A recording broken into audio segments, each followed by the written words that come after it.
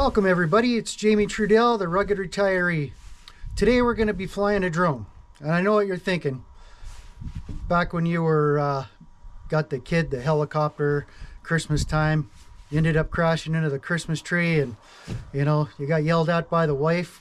Hey, I told you not to fly that inside the house. Well, things have changed a little bit and I'm going to show you how. So you're going to like this one and you might just find yourself a new hobby.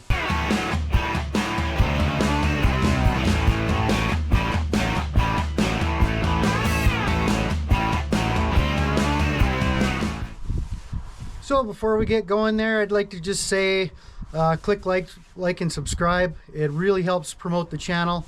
We're brand new and I'm still at that point where I think I was at 52 subscribers when I looked at it last, and I get excited about every single one. So every one of you matters and helps promote the channel.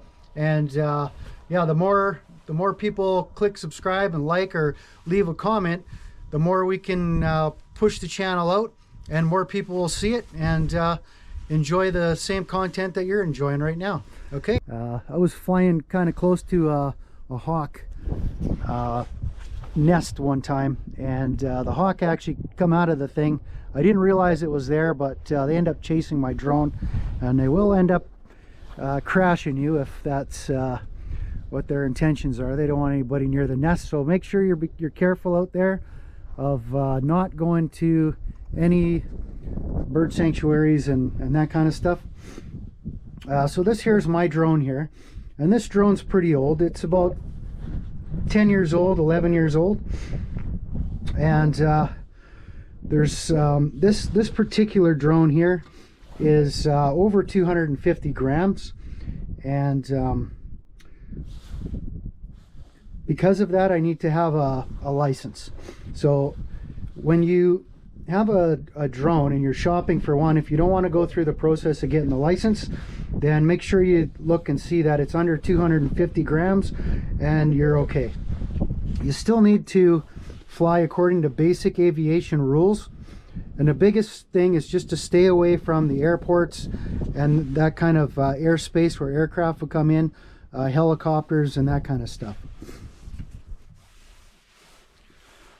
So since my drone's over 250 grams, I have a drone aviation license that I applied for Transport Canada. I believe the same is true for the US and Canada.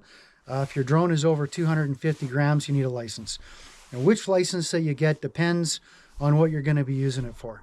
And for me, it's going out and videotaping little things here and there, all personal kind of stuff. One of the restrictions with my particular license is that I can't fly over people. It's probably the biggest thing, so I can't go into public spaces and things like that. Not a problem for me. It doesn't really bother me, and yeah, that's pretty much it. If you want to do that kind of thing or use the drone commercially for real estate videos and all that kind of stuff, then you'll have to get the next license up a little bit more than the basic. So let's talk about the features of the drones these days. Mine's a Parrot Bebop 2, which was made about 11 years ago. And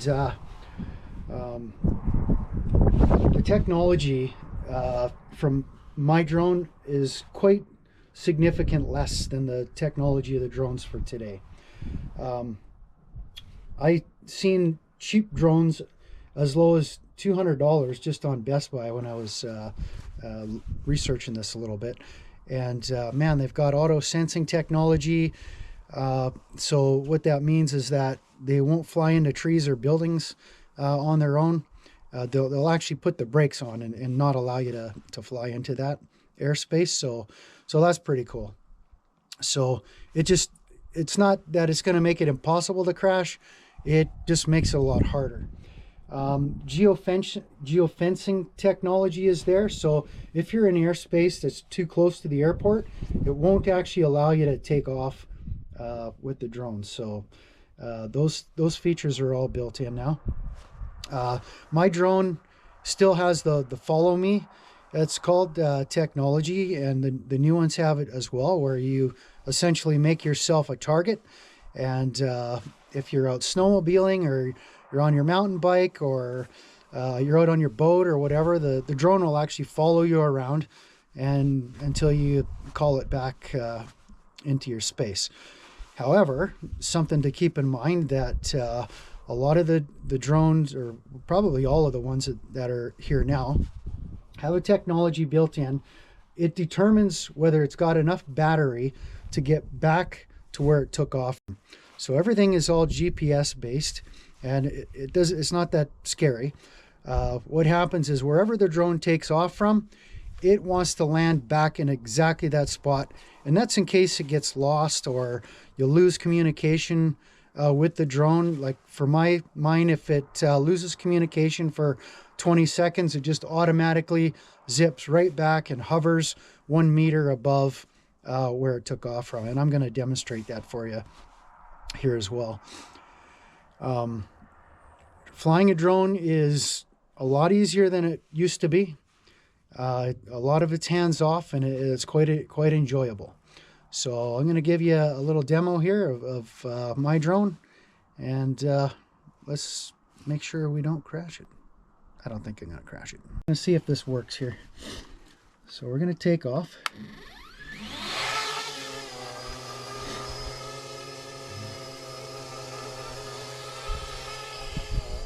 Well, we just got it in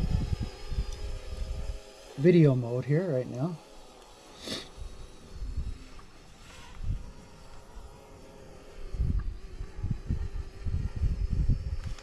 And we can take a video. Oops. We can start recording.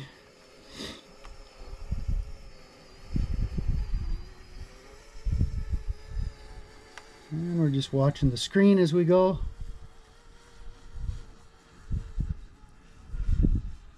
And we can stop wherever we want. And you can see how stable the image is. It's actually not too bad. And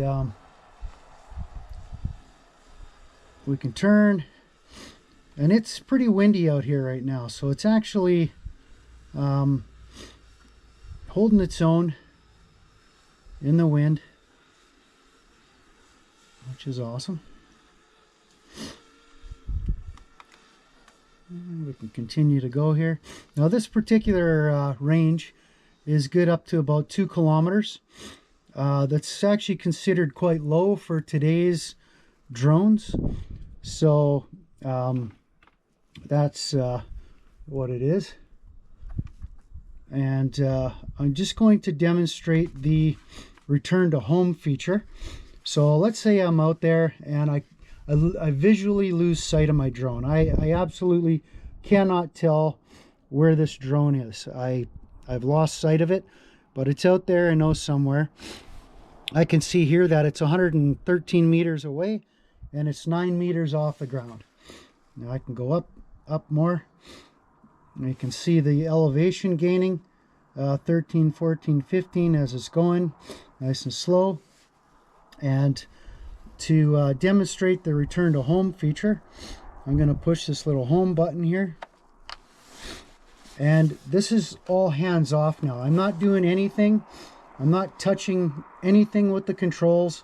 I'm just letting the drone do its thing. And what it does is it goes up in the air, well, we're going to see here, about 20 meters. And then it's flying back on its own. So it's right over top of us right now. And you can see it's coming down on its own. But it's trying to get close to that GPS coordinate. And, well, and it bounced a little bit there. It's probably just from the wind, but that did that all by itself. It came back to where it took off from. So looking from the piece of wood, it's probably only off about 6 or 7 feet, a couple of meters. So I'd say that's pretty good. I'm just going to land this now.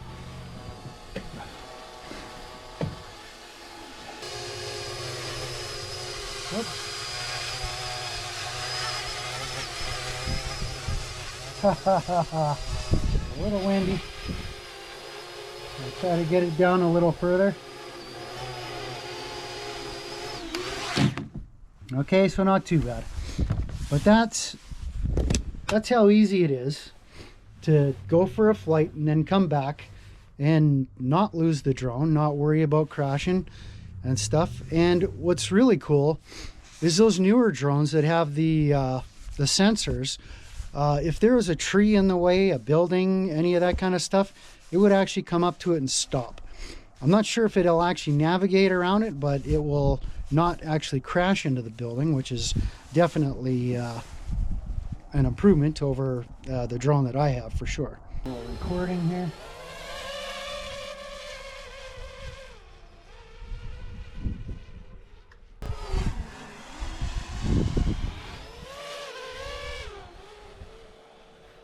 And that goes pretty quick.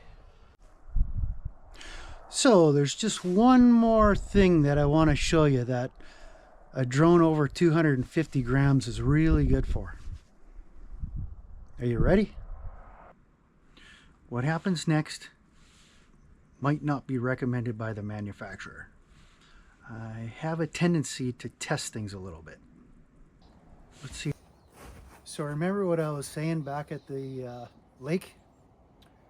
I see my neighbor Joe over there, and he's got the smoker going, and you know, sometimes you got to be a good neighbor. So let's be a good neighbor. Boy, it'd be sure nice to have a beer with my smoked meat, my smoked ribs.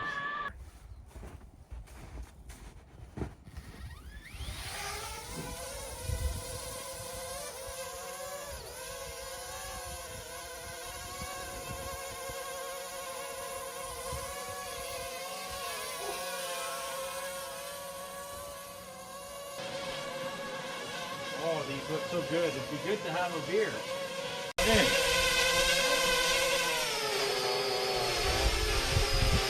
Have a beer.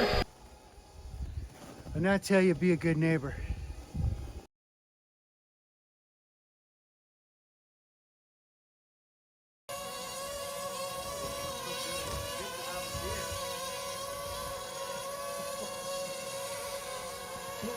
Oh no! He's struggling. Oh no! He ain't gonna make it. You're crashing!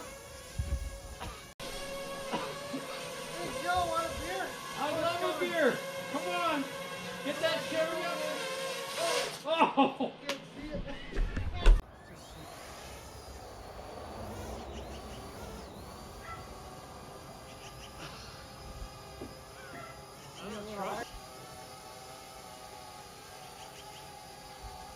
There you go, Joe.